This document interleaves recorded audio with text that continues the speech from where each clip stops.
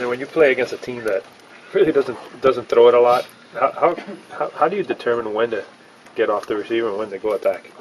Oh, the main thing is you want to play every play like it's going to be a pass because you really don't know.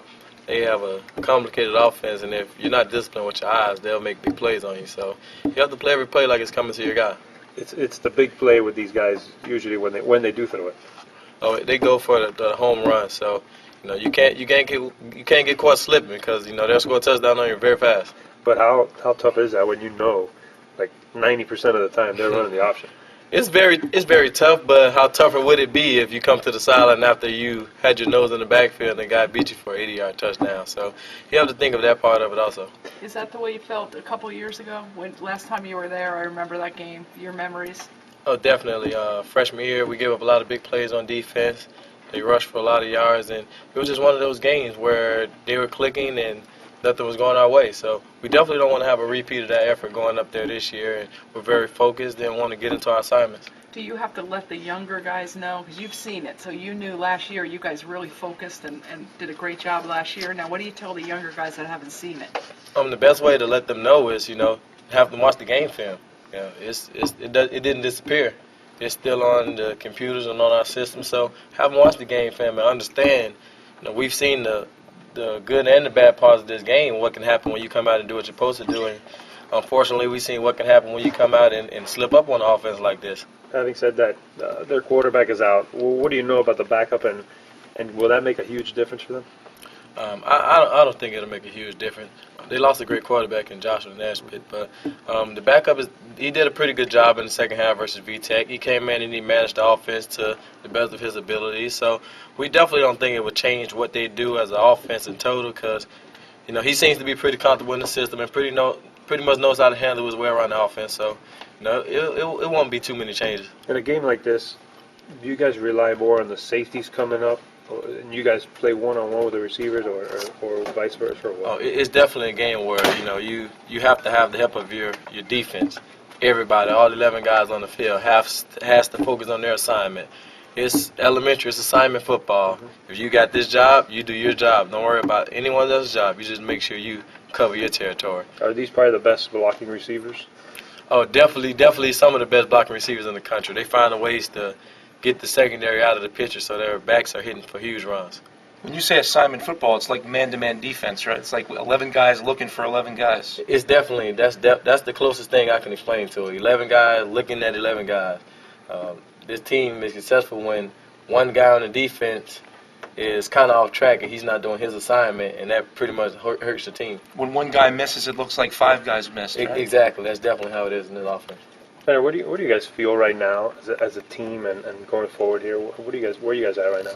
As a team, we just feel the sense of unity right now to come together and to be consistent in our play at a high level. We want to make sure that we go into this game and play for each other and come out with another big win and not dwelling on what we did last week and just keep moving forward as a team. What do you guys hear from the outside? I mean, I know you guys know internally something. You guys feel probably something different, but what are you guys hearing about your coach and about some of the guys on the team? There's always going to be talk about coaching changes and position battles and that stuff, but we don't let none of that get to us. We stand fully behind our coach, and we have faith and we believe in each and every member of this team.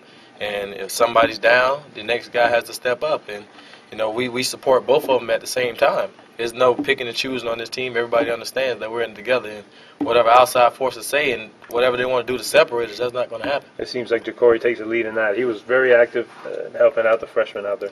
Very active. He understands that, he's down and he wants the freshmen to be successful at this point. He has to do what he has to do to help this football team win. And Jacory understands that, and, it shows a lot about his maturity and how much he really cares about this football team. What does it mean to you guys as a team to know you have 2 quarterbacks who can lead you up the field? It's been all Jacory, and now you're in a situation where Steven's got to step up. Now you have 2 guys who can do this. Oh, that's done a lot for our team. It allows us to be able to rotate guys if we have to. It pushes for competition between the two to make each other better. So it really does a lot to build character and maturity in this football team. And a lot of people don't look at it that way. They just look at a position battle or controversy, but it's really a boost to the team. Do you think that Steven's emergence might allow Jacory to be more consistent with some of his plays. I mean, he's going to get pushed now a little bit, not necessarily out of the slot, but he's going to be pushed for playing time. Might it help Ja'Cory dial in a little bit when he comes back? I think the biggest help it'll be because Ja'Cory actually has another quarterback now who's been in the games and understands the defense and what he's getting and what to look for. The same way you've seen Ja'Cory helping out Steven on the sidelines. Now when Ja'Cory comes back, Steven have the same understanding of the game and be able to give Ja'Cory some of the same type of pointers that, this is what I'm seeing, this is what you should look for. So it's definitely going to go hand in hand. Brandon, explain how it works. Coach said he gives 3 guys the ball to show the option. How does that work in practice, man? I mean, you see 3 guys running with the ball. The best thing you can do is tackle everybody.